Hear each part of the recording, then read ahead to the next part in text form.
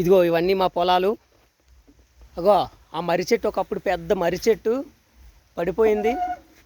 ఇది భగీరథ అమ్మవారి గుడి దగ్గర నుంచి కొండకర్ల వెళ్ళే రోడ్లో పెద్ద మర్రి చెట్టు ఉండేది. చుట్టూ పొలాలు, అదంతా కొండకర్ల ఆవా. అదిగో నీరు చూడవచ్చు మీరు. ఈ భగీరథ అమ్మవారి కొండ దిగునున్న మర్రి చెట్టు చాలా ఎన్నో తుఫాన్లు తట్టుకొని నిలబడింది, కానీ మరి మొన్న చిన్న గాలికి పడిపోయింది, వేర్లతో సహా పడిపోయింది.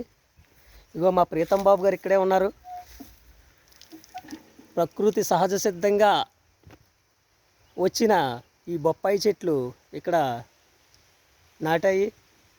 మంచి కాయలు కాస్తున్నాయి, చూడవచ్చు మీరు బొప్పాయి చెట్లు. ఇగో మా ప్రీతం బాబు గారు అయితే ఇక్కడే ఉన్నారు.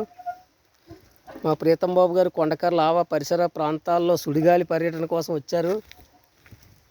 ఇదిగో మా ప్రీతం బాబు గారు చాలా ప్రకృతి రమణీయతతో చాలా అందంగా శ్రీ భగీరథ అమ్మవారి కొండ దిగువన ఉన్న ఈ కొండకర్ల ఆవా పరిసర ప్రాంతాలు చాలా అందంగా, చాలా ప్రకృతి రమణీయతగా ఉంటుంది.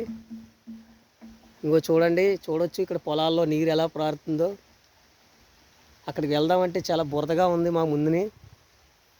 అదిగో నీరు అయితే పారుతుంది పొలాలకి. చాలా అందంగా ఉంటుంది భగీరథ అమ్మవారి కొండ దిగువన ఉన్న కొండకర్ల ఆవా పరిసర ప్రాంతాల్లో.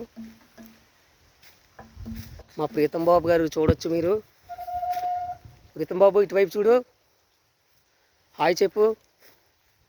ఇదిగో మేము తెంపిన తూటుకూర, కాశీ బచ్చల కూర మరి పట్టుకెళ్తున్నాం మేము.